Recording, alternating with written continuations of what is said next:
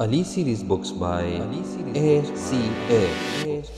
अस्सलामुअलैकुम, welcome back to stoichiometry. आज हम पढ़ेंगे the applications of stoichiometry.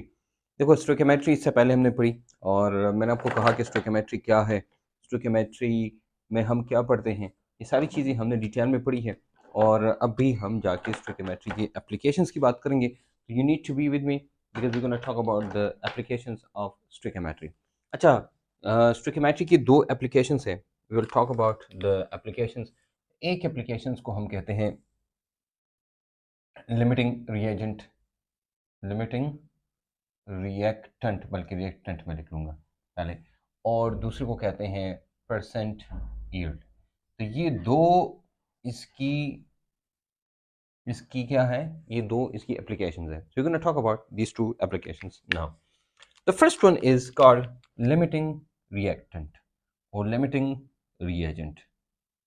Limiting reactant, yeah, this is also called limiting reagent. Okay, this is called also called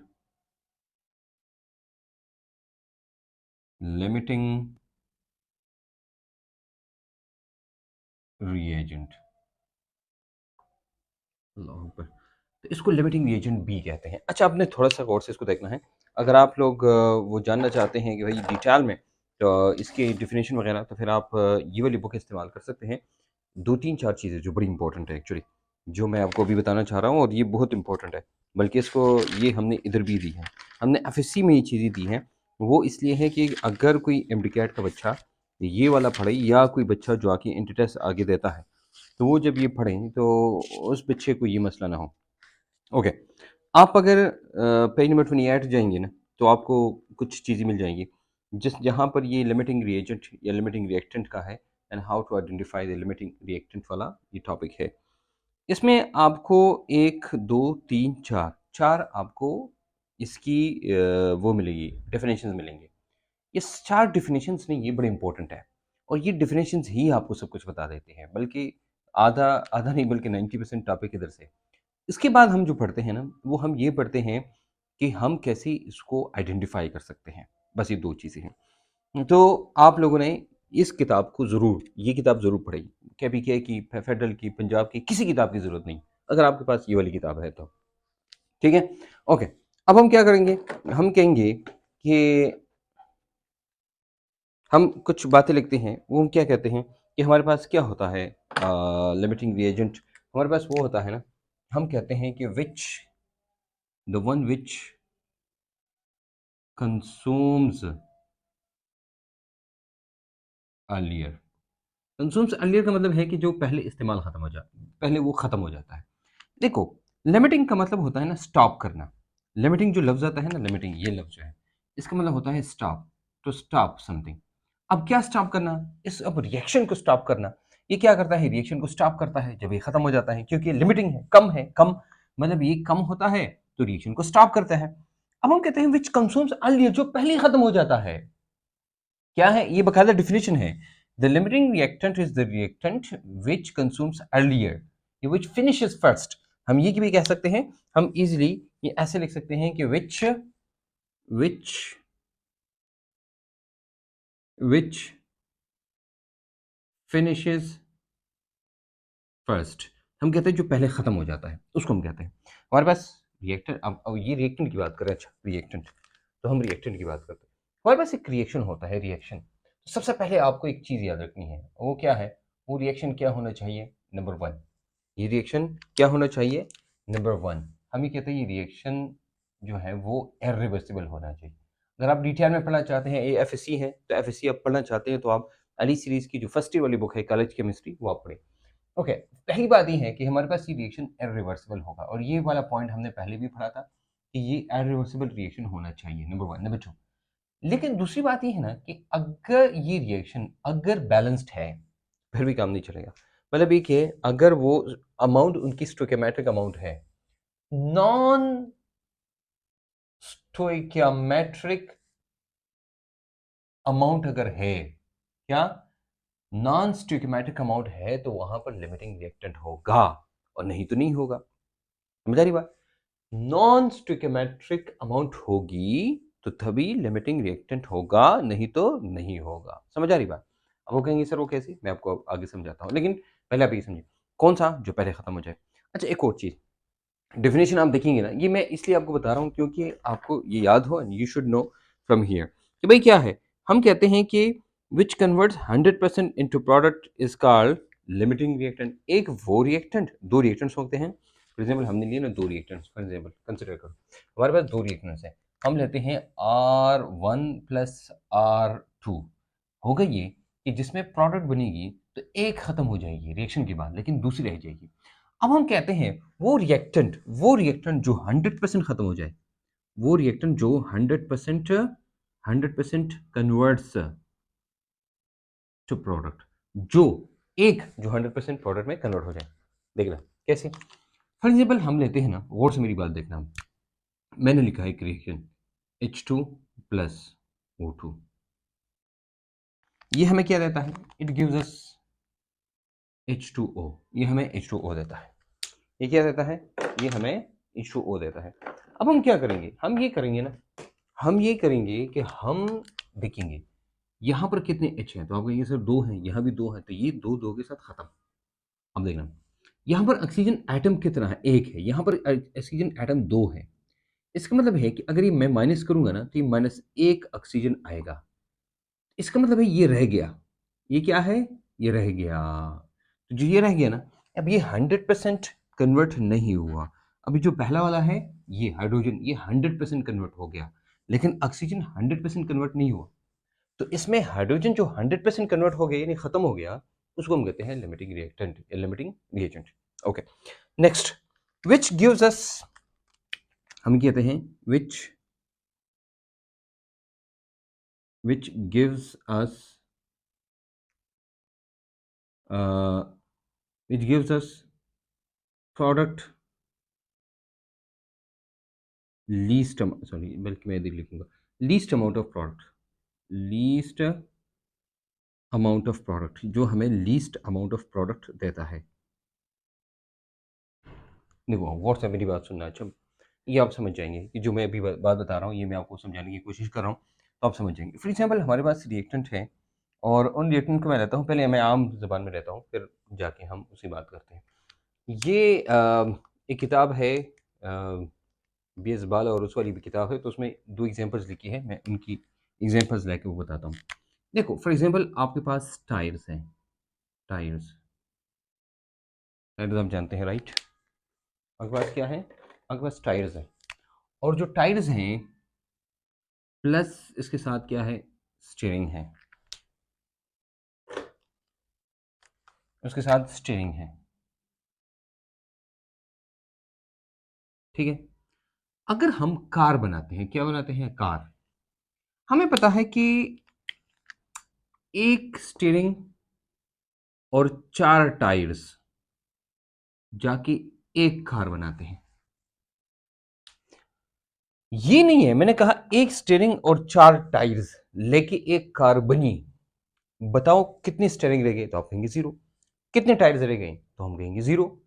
इसको हम कहते हैं यहां कोई लिमिटिंग और एक्सेस नहीं है, क्योंकि इन अमाउंट्स को, कि मतलब अगर ये अमाउंट सारी की सारी खत्म हो जाए, इन अमाउंट को हम कहते हैं स्टोइकियोमेट्रिक अमाउंट।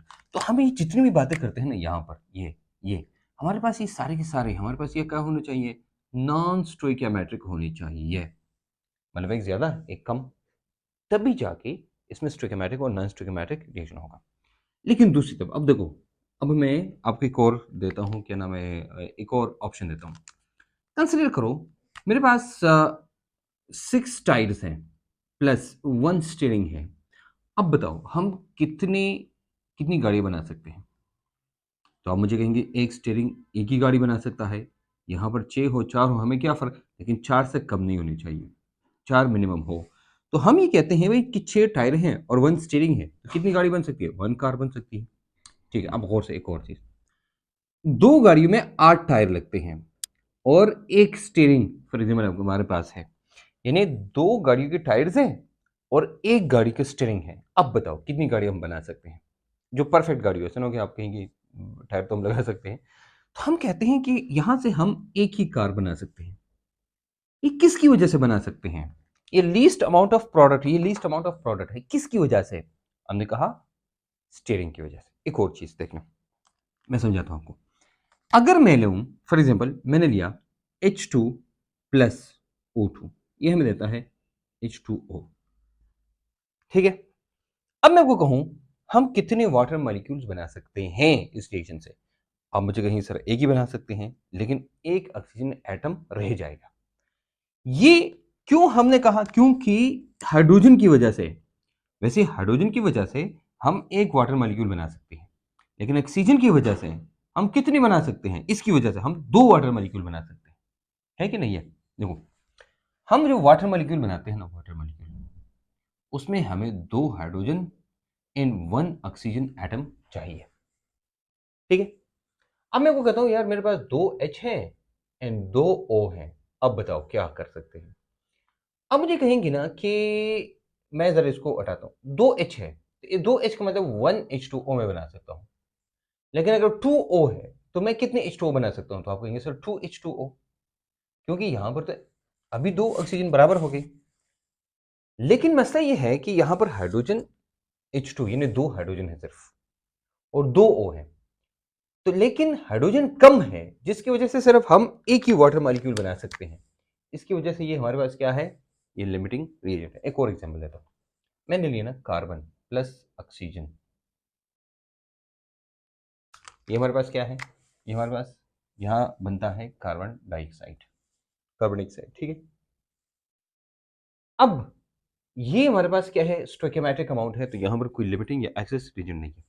अब एक और एग्जांपल देता हूं आपको। फॉर एग्जांपल आपके पास पेपर है और आप जलाते हैं इसको ऑक्सीजन के साथ, तो आपको पता है भाई आपको H2O plus carbon dioxide plus heat मिलती है।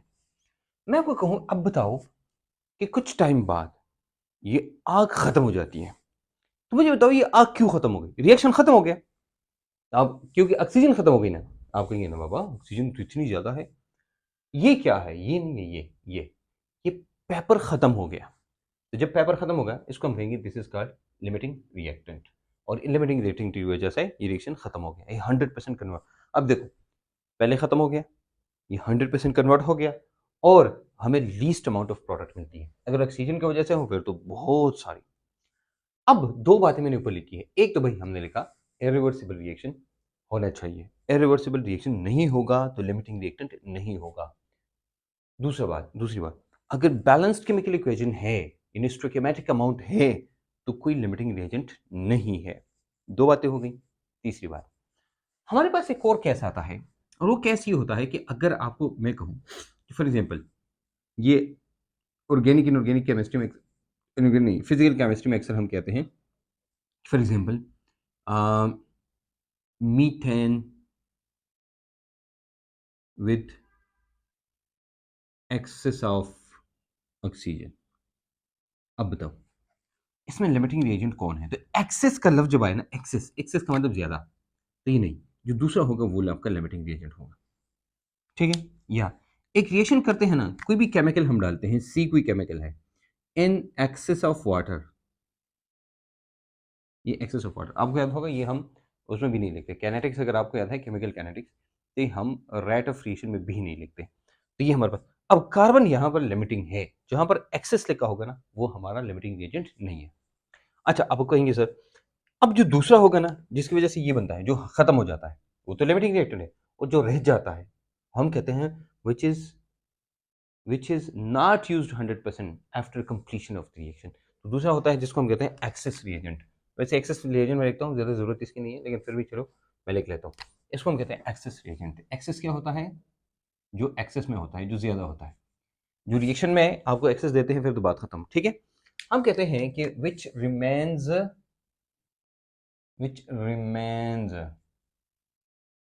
unused when reaction completes। जब रिएक्शन खत्म हो जाता है ना, ये अनयूज्ड रह जाता है, इसको हम कहते हैं एक्सेस रिएजेंट, उसको हम एक्सेस। एनीवेज, अब क्वेश्चन क्या आएंगे? नंबर वन, सबसे इंपॉर्टेंट क्या है कि आपको कहेंगे विच of the following is limiting reagent. आपको क्या पूछेंगे कि इसमें, बल्कि इधर ही मैं लिखता हूँ, सबसे पहला क्वेश्चन क्या पूछेंगे? ये पूछेंगे question number one, question number 1 पूछेंगे कि बताओ कि which of the following is limiting reagent कौन सा है। फिर दूसरा है कि how much products are formed, कितनी प्रोडक्ट बनती है, how much products are formed. Number 3 हम कहते हैं कि कितना एक्सेस रिएजेंट रिमेनिंग है, क्या है कि एक्सेस रिएजेंट कितनी रिमेनिंग है। हमने तीन बातें पढ़ी है, limiting reagent, number 2 how much product is formed, and access reagent जो है वो एक्सेस कितना रह गया। ये तीन बातें हम डिस्कस करेंगे कि लिमिटिंग रिएजेंट कौन सा है, how much product and access reagent. तो मैं 3-4 एग्जांपल्स लेके हम इधर एक्सप्लेन करते हैं ये सारी चीज़ें, because limiting reagent is an important topic and you should know. तो थोड़ा सा हम एक्सप्लेन करते हैं कि हम कैसे मालूम करेंगे लिमिटिंग रिएजेंट। एग्जाम्पल से हम बात करते हैं। फॉर एग्जाम्पल एक रिएक्शन है जो हम कहते हैं N2 प्लस 3H2 हमें देता है 2NH3। ये हमारे पास एक रिएक्शन है, इसमें अमोनिया बनता है। अगर मैं आपको ये कहूं कि F देखो वो आपको देंगे मास F, नाइट्रोजन इज, कंसिडर करो, nitrogen is 28 gram and hydrogen is 3 ग्राम। अब बताओ कि इसमें लिमिटिंग रिएजेंट कौन सा है। हमारे पास क्या है, लिमिटिंग रिएजेंट कौन सा है। सबसे पहली बात ये है ना कि ये जो 28 ग्राम है, ये एक रूल याद रखना, रूल नंबर 1। वो रूल ये है कि जब भी आपको मास इन ग्राम नजर आए, मास इन ग्राम, तो उसको आपने कन्वर्ट करना है नंबर ऑफ मोल्स में। जब भी मास इन ग्राम होगा उसको कन्वर्ट करना है नंबर ऑफ मोल्स में। नंबर ऑफ मोल्स में कन्वर्ट करेंगे आपके पास आ जाएगा। देखो अब हम सबसे पहले काम ये करेंगे, ये हमारे पास कितना है, नाइट्रोजन 28 ग्राम। तो हमें पता है भाई N2 is equal to mass divide by molar mass. Mass क्या है इधर 28 और इसका मोलर मास क्या है, वो भी 28 है, इसका मतलब 1 हो गया। ये हमारे पास 1 मोल है। अच्छा हाइड्रोजन कितना है यहाँ पर, 3 ग्राम। 3 यहाँ पर 2 है नीचे, क्योंकि मास divide by molar mass, hydrogen यहाँ पर हमारे पास है 3 ग्राम और उसका मोलर मास है 2, ये हमारे पास हो जाएगा 1.5 मोल या 3/2 मोल, दोनों आप लिख सकते हैं। अब देखना गौर से, हम जब नाइट्रोजन लेते हैं ना, नाइट्रोजन, तो हम कहेंगे कि दो नाइट्रोजन एटम्स हमें देते हैं 2NH3, राइट, 2 नाइट्रोजन एटम्स। यहां पर हम कहते हैं कि 6 हाइड्रोजन एटम्स हमें देते हैं 2NH3। ठीक है। अब हमने कहा ये हमारे पास N2 1 मोल है, मतलब ये कि 1N2, ये 1N2 तो आया ये वाला, ये देखो ये 1N2, लेकिन 1N2 is equal to 2N, यानी 2 नाइट्रोजन एटम्स, समझाइए ना। ओके बाबा, अब हमारे पास कितने हैं, ये 6 हाइड्रोजन एटम्स है, ये 2, तो 2 का मतलब ये हुआ कि भाई 2 अमोनिया बनेगा। लेकिन अब क्वेश्चन एक और मसला है, ये हमारे पास बैलेंस केमिकल इक्वेशन में है, लेकिन जो हमें ये दिया है ना ये वैल्यू, इसके मुताबिक ये हमारे पास 2 नाइट्रोजन है जो हमें देगा क्या, ये हमें देगा, nitrogen will give us 2NH3, और यहां पर ये 6 है, लेकिन यहां पर हमारे पास बनता है 3 या 1.5, कितना, 1.5 मोल्स, ये 3 मोल नहीं है, 1.5 मोल्स। 1.5H2 मतलब ये हुआ कि 3H, 3H। अब 6H बनाता है 2NH3, गौर से मेरी बात सुनना, 6 हाइड्रोजन एटम्स बनाते हैं 2NH3, तो उसका आधा, यानी इसको आधा करो, ये आधा, आधा क्या होगा 3H। तो 3H बताओ कि 3H हमें बताओ कितना अमोनिया देगा, तो हमें पता भाई 1NH3। अगर 6 2 देगा तो 3 1 दे देगा ना, 3 हाइड्रोजन 1 अमोनिया एटम देगा, अमोनिया मॉलिक्यूल देगा, sorry my mistake. 3 hydrogen is equal to 1NH3। अब गौर से देखते हैं, मैं दोबारा लिखता हूं इधर, हमारे पास 2N है, वो जो हमें देगा 2NH3। अब देखो कौन कम देता है, कम प्रोडक्ट, हाइड्रोजन कम देगा या नाइट्रोजन कम देगा। तो आप कहेंगे सर ये तो हमें ये कम देगा, ये वाला ये कम देगा ना, और ये रह जाएगा। तो जब ये कम देगा इसका मतलब ये लिमिटिंग रिएजेंट है। तो which of the following is limiting reagent, who is the limiting reagent, hydrogen is the limiting reagent. हम यहाँ कह सकते हैं कि हाइड्रोजन इज लिमिटिंग रिएक्टेंट या लिमिटिंग रिएजेंट। ये हो गया नंबर 1। नंबर 2 हम ये देखते हैं कि एक्सेस रिएजेंट कितना रह गया, ये दूसरा क्वेश्चन जो मैंने आपसे पूछा था, हाइड्रोजन। तो हमें पता है कि देखो 2N है जो 2NH3 देगा, 2N 2NH3 देगा, लेकिन हमें बना कितना, हम लिमिटिंग रिएजेंट के मुताबिक बनाएंगे ना। लिमिटिंग रिएजेंट जो जितना देगा वही हम लेंगे। इसका दूसरा तरीका जो N/SC है वो आप देख सकते हैं केमिस्ट्री में पॉकेट से खुद भी, ठीक है, उस तरीके से भी हम कर सकते हैं। लेकिन अभी हम ये तरीका करते हैं और फिर प्रीमियम में या बाकी जो लेक्चर्स में हम वो तरीका करेंगे। अच्छा, ये NH3 हमारे पास एक है। अब मैं इस NH3 को इधर लिखता हूँ NH3, तो कितने नाइट्रोजन एटम्स इधर हैं? यहाँ पर एक है, यहाँ कितने हैं? दो है।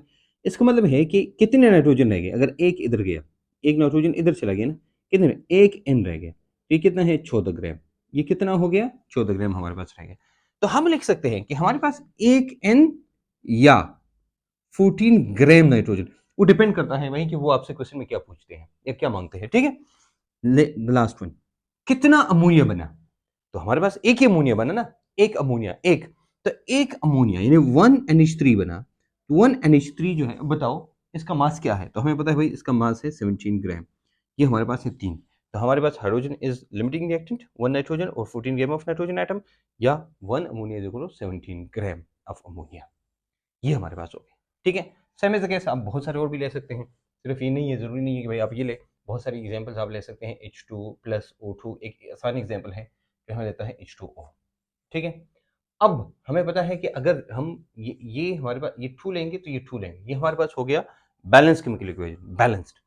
ये हमारे पास है बैलेंस। लेकिन अगर मैं ऐसा कहूँ, और से मेरी बात सुना आप, अगर मैं ऐसा कहूँ कि अगर ये अभी ये देखो, यहाँ पर ये 4 ग्राम है, ये 32 ग्राम है, और ये हमारे पास 36 ग्राम है, जो बैलेंस्ड केमिकल इक्वेशन के मुताबिक है।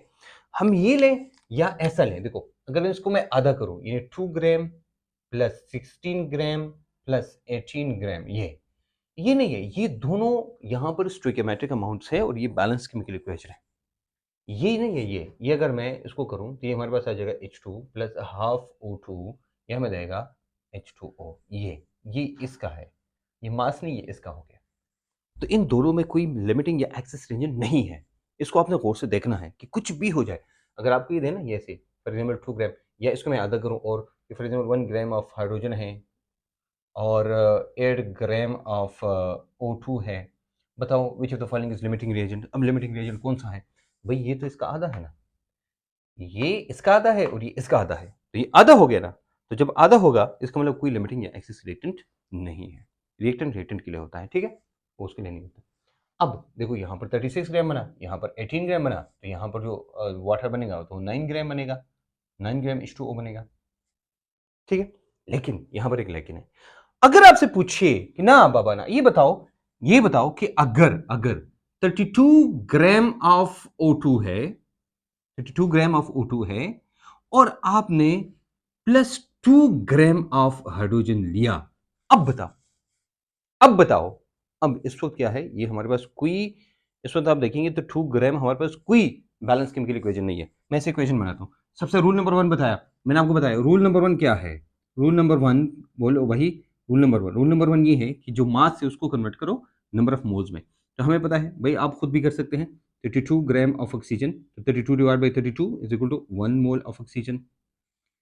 2 ग्राम, 2 ग्राम ऑफ H2, तो H2 का मास कितना है? 2 divide by 2 is equal to 1 H2, ये हो जाएगा 1 H2 और 1 O2। अब ये रिएक्शन में लिखता हूं, मैं लिखूंगा ना 1 H2 प्लस 1 O2, और ये देगा हमें कितना? 1 H2O। अब अगर ये 1 1 में हटाऊं भी ना, तो इस 1 की जरूरत नहीं है, ये सिर्फ आपको समझाने के लिए मैंने लिखा था। अब ये 1 1 मैंने हटाया, अब यहाँ पर H2O है, H2O भी बना, ठीक है। लेकिन आपको क्या लगता है कुछ रह जाएगा? हाँ जी, रह जाएगा। देखो मैं दोबारा, वैसे अभी तक आप समझ गए होंगे कि लिमिटिंग और एक्सेस कौन सा है, लेकिन वैसे ही समझाने के लिए, हमें पता है कि H2O में एक H2O बनाने के लिए हमें क्या चाहिए? हमें 2H चाहिए और हमें 1O चाहिए, एम राइट? ये हमें चाहिए ना। यहां पर कितने हैं? यहां पर 2H है, बस ठीक है भाई, ये तो खत्म, ये खत्म ना इसके साथ, क्योंकि 2H और 2H खत्म। ऑक्सीजन एक, ऑक्सीजन एक चाहिए, लेकिन यहां पर एक भी है, तो ये हमारे पास एक्सिस रिएजेंट हो गया, ये हमारे पास लिमिटिंग रिएजेंट हो गया। दूसरा, वो जो पहले वाली बात मैंने की थी, वो मैं अगर आपको कहूँ मेरे पास 2H है, 1O है, ये दो है, सॉरी 2O है, तो ये हमारे पास एक H2O बना सकता है, एक H2O बना सकता है क्योंकि H2 है, और यहाँ पर ये दो H2O बना सकते हैं। तो कम कौन बनाएगा? कम, तो कम ये बना देगा। ये हमारे पास लिमिटिंग रिएजेंट है। समझ रहे हो? ये जो आपको डाटा दिया ना, उसके मुताबिक, डाटा जो दिया इसके मुताबिक, ये जो मासेस दिए इसके मुताबिक क्या है, इसके मुताबिक जो कम बना सकेगा वही आपका लिमिटिंग रिएजेंट होगा, जो कम बना सके। तो कम कौन बनाता है? कम बनाता है H2। ये हो गया हमारे पास। एक और मैं लेता हूँ जल्दी जल्दी। देखो मैंने लिया फॉर एग्जाम्पल, ये हमारे पास टाइम टू टाइम रिएक्शन है। फॉर एग्जाम्पल मैं आपको अब कहूँ कि यार मेरे पास 10 ग्राम ऑफ हाइड्रोजन है प्लस 32 ग्राम ऑफ ऑक्सीजन है। अब बताओ इन दोनों में लिमिटिंग रिएजेंट कौन है? And you have to tell me which of the following is the limiting reagent.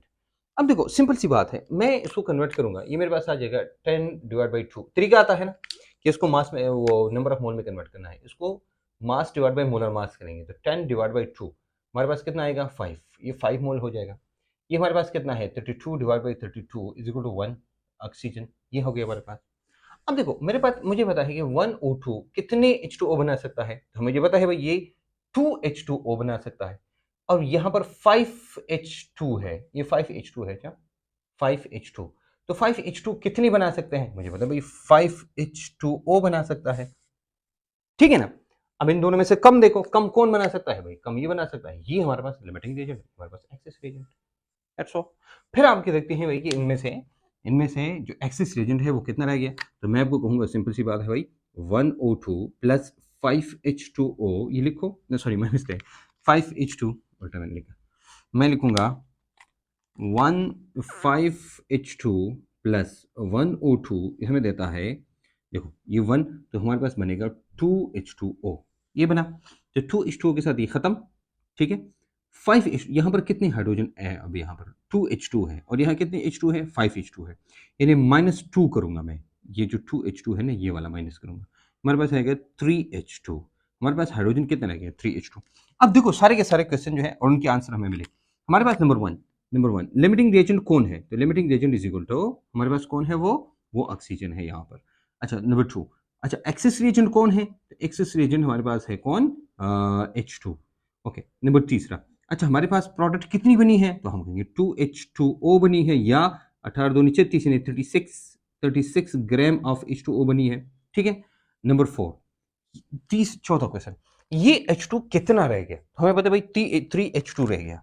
3H2, वो क्वेश्चन डिपेंड करता है कि आपसे मास में पूछते हैं, मोल में पूछते हैं तो 3 मोल्स हैं, ये 3 मोल्स या 3Na जो भी आपको दिया है क्वेश्चन में। और ये मास में कितना होगा? तो मास में 3H2 कितना होता है? तीनों नीचे 6 ग्राम होता है, ये हमारे पास 6 ग्राम रहेगा। ये सारे के सारे क्वेश्चन जो पूछ सकते हैं उन सबका जवाब आप बहुत सारे और एग्जाम्पल ले सकते हैं, H2O, H2SO4, H3PO4 वगैरह वगैरह। और कुछ एग्जाम्पल्स आपको कॉलेज केमिस्ट्री वाली बुक में मिल जाएंगी। तो ये एग्जाम्पल FEC में है, लेकिन ये आपकी हेल्प आउट करेगी आपके MCAT में भी। तो you should follow this one as well, this is very very much important. ठीक है, ओके जनाब, हमें पता चला कि भाई हम जब ये पढ़ते हैं लिमिटिंग रिएजेंट और एक्सेस रिएजेंट जो है, this is very very much important, because limiting reagent और एक्सेस रिएजेंट हमें ये बताता है कि लिमिटिंग रिएजेंट जो होता है वो रिएक्शन को कंट्रोल करता है। आपने जितना रिएक्शन करना है उतना ही लिमिटिंग रिएजेंट डालो, तो रिएक्शन उतना हो जाएगा, उसके बाद स्टॉप हो जाएगा, बस खत्म। ठीक है, फॉर एग्जाम्पल आपके पास बहुत सारे कागज़ पड़े हैं, लेकिन आपको थोड़ा सा कागज़ जलाना है, तो आप उस कागज़ को अलग करें, उसको आग लगाए, वो जल जाएगा और बात खत्म, बाकी कागज़ रह जाएगा। इसी तरह ऑक्सीजन तो हर जगह है ना, ऑक्सीजन तो उधर भी है, लेकिन आपने इग्निशन नहीं किया। आप क्या करें, इसी तरह जो लिमिटिंग रिएजेंट होता है वो आप लें और उसके मुताबिक आप रिएक्शन कर सकते हैं। So this is what you can do, this about the limiting reagent. आप कर सकते भाई, बाकी चीज़ें वो आप भी मालूम कर सकते हैं।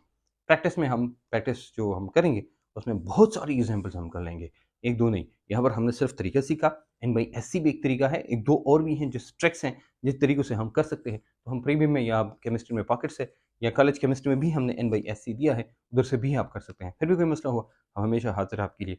याद रखना, अगर आपको ये लेक्चर अच्छा लगा है तो भाई शेयर करें अपने दोस्तों के साथ, और अपने आने वाले जो आपकी जूनियर्स हैं उनके साथ, जो सेकंड ईयर में स्पेशली हैं उनके साथ ये लेक्चर वो ज़रूर देखिए और इससे मुस्तफ़ीद हो। मिलेंगे इंशाल्लाह एक नई वीडियो, नई कंसेप्ट, नई आइडिया, द लास्ट टॉपिक के साथ। इजाज़त दीजिए, अल्लाह हाफ़िज़।